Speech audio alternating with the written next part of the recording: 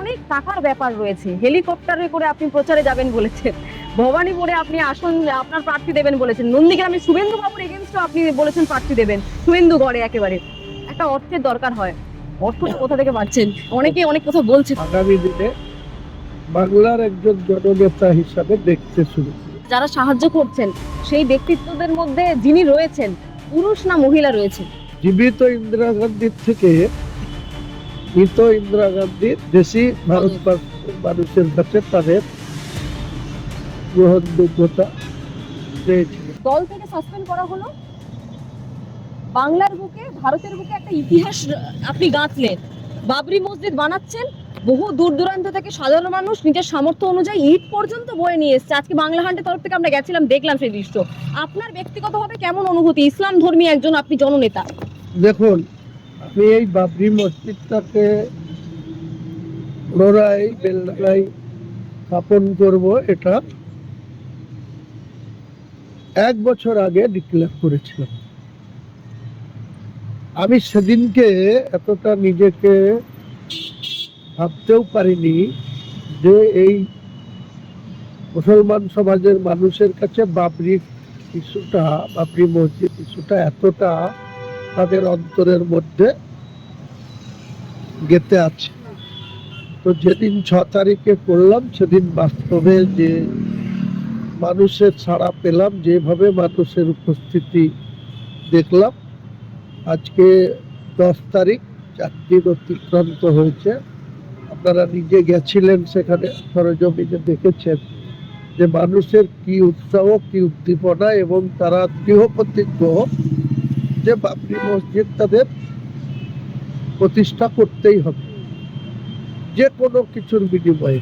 কাজেই আমার গর্ববোধ হচ্ছে যে আমি এটাকে অনেক আগে থেকে আমার মনের মধ্যে ছিল। 1 বছর আগে এটা আমি ঘোষণা করেছিলাম। তারপরে আজকে 1 বছরের মাথায় সেটা যে ধরনের মানুষের মধ্যে উৎসাহ, উদ্দীপনা বা আবেগ, বা একটা মসজিদের জন্য, আল্লাহর ঘরের জন্য তাদের যে দৃঢ় প্রতিজ্ঞতা, মসজিদ নিয়ে তাদের যে উৎসাহ, এটা আজকে আমাদেরকে অত্যন্ত উৎসাহিত এবং মনের জোর আরো বাড়িয়ে দিয়েছে। হুমায়ুন বাবু, একটা কথা বলতেই হবে, আমরা যেহেতু সকাল থেকে সন্ধ্যে পর্যন্ত ছিলাম আপনার ওই বাবরি মসজিদ তৈরির জায়গায়, হুমায়ুন কবিরের জননেতার যে জনপ্রিয়তা দল সাসপেন্ড করার পর অনেক বেশি বেড়ে গেছে। মানুষ আপনাকে নিয়ে গান বেড়েছেন, মানুষ আপনাকে নিয়ে জয় জয়কার করছে। কি বলবেন, এটাই কি সার্থকতা আপনার? নিশ্চয়। দেখুন, জীবিত ইন্দিরা গান্ধীর থেকে মৃত ইন্দিরা গান্ধী ভারতবর্ষের মানুষের কাছে তার বেশি গ্রহণযোগ্যতা বেড়েছিলেন। 1984 সালের 31শে অক্টোবর যখন ইন্দিরা গান্ধীর মৃত্যু হলো তার দেহরক্ষীদের গুলিতে, তারপরে দেখবেন তার সুযোগ্য পুত্র রাজীব গান্ধী প্রধানমন্ত্রী হয়ে কিছুদিনের মধ্যে আকস্মিক একটা পার্লামেন্টের ইলেকশন হয়েছিল। সেই 1984 ইলেকশনে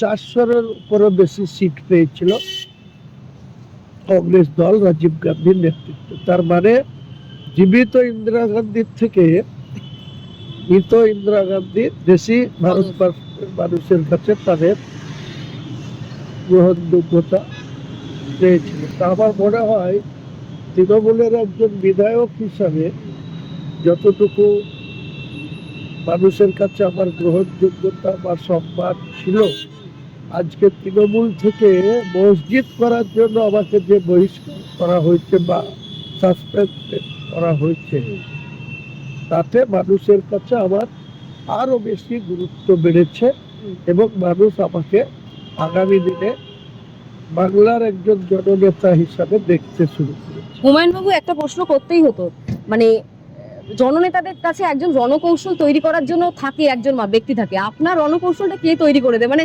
একের পর এক বিস্ফোরণ, ভোটের আগে এত বড়, মানে রাজ্য রাজনীতিকে আপনি ঘুম উড়িয়ে ফেলেছেন। আপনার রণকৌশলটা কি আপনি নিজেই বানান নাকি কেউ রয়েছে? না, কেউ নেই, আমি নিজেই বানাই। আমার সহকর্মী অনেকেই রয়েছে। আমি যাই রেস্ট্রিকশন দিই, আমার মনের ইচ্ছাটা কি সেটা যখন আমার ঘনিষ্ঠ ব্যক্তিদের বলি, তখন তারাই আমাকে আমার সুনির্দিষ্ট যে সব প্রস্তাব থাকে বা যে চিন্তা ভাবনা থাকে সেটা তারাই আমাকে কোনো একটুখানি করে দেয় বা কোনো সংশোধন করে দেয় বা যেটা বলছি সেটাই ঠিক হলে ঠিক বলে দেয়, এটাই আমার মনের জোর। হুমায়ুন বাবু নতুন দল তৈরি করবেন, 22টা আসন রয়েছে মুর্শিদাবাদের মধ্যে, অনেক টাকার ব্যাপার রয়েছে, হেলিকপ্টারে করে আপনি প্রচারে যাবেন বলেছেন, ভবানীপুরে আপনি আসন আপনার প্রার্থী দেবেন বলেছেন, নন্দীগ্রামে শুভেন্দু বাবুর এগেনস্টও আপনি বলেছেন প্রার্থী দেবেন, শুভেন্দু গড়ে একেবারে একটা অর্থের দরকার হয়, অর্থটা কোথা থেকে পাচ্ছেন? অনেকে অনেক কথা বলছে তো এইটা যে নিয়ে। যা বলে বলুক, বলতে দিন, নিশ্চয়ই কেউ তো সাহায্য করছে। কেউ তো সাহায্য করবে। অনেক মানুষ আছে যারা আগামী দিনে বাংলার সুশাসনের জন্য, বাংলার যারা দুর্নীতিগ্রস্ত সরকারে পরিণত হয়েছে তাদের পরিত্রাণ দেওয়ার জন্য, তাদের পরিবর্তন আনার জন্য অনেকেই আমাকে পিছন থেকে সাহায্য করবে বলে আমার স্থির বিশ্বাস। আচ্ছা, যারা সাহায্য করছেন সেই ব্যক্তিত্বদের মধ্যে যিনি রয়েছেন পুরুষ না মহিলা রয়েছেন?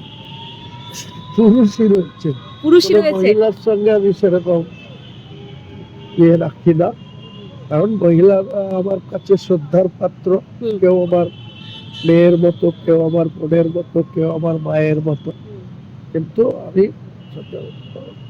আমি একজন পুরুষ এবং আমার পুরুষের সঙ্গেই বেশি মেলামেশা করতে, রিলেশন রাখতে বা তাদের সঙ্গে সুনির্দিষ্টভাবে সম্পর্ক রেখে চলতে আমি। হুমায়ুন বাবু, আপনাকে ফ্রেমে রেখেই আজকে শেষ করব। আজকে সকাল থেকে আমরা বাংলাহান শুরু করেছিলাম, একদম সকাল থেকে একেবারে বাবরি মসজিদের ময়দান থেকে আমাদের কাজ শুরু হয়েছিল এবং শেষটা হলো 5 তারা হোটেলের বাইরে। হুমায়ুন কবির নিজে এসেছেন, নিরাপত্তা রক্ষী নেই, স্বমহিমায় এসেছেন, সাহসিকতা নিয়ে এসেছেন এবং যে কথা প্রথমেই বলেছিলাম যে বাবরের ছেলের নাম ছিল হুমায়ুন, সেই হুমায়ুন কি করেছে বাবার জন্য তার জন্য ইতিহাসের পাতা খুলতে হবে, কিন্তু এই হুমায়ুন কবির তিনি বাবরি মসজিদ তৈরি করার জন্য কিংবা বাবরের জন্য কি অবদান রেখেছেন সেটার জন্য হয়তো আমাদের আর ইতিহাসের বই খুলতে হবে না, সবাই অবগত রয়েছে। ক্যামেরায় শুভদীপের সাথে রিয়া, বাংলাহান। আরো ভালো ভালো খবর দেখতে সাবস্ক্রাইব করুন বাংলাহান্টের ইউটিউব চ্যানেল। বাংলাহান্টের আরো খবর দেখতে নজর রাখুন। বাংলা খবর মানেই বাংলাহান্ট।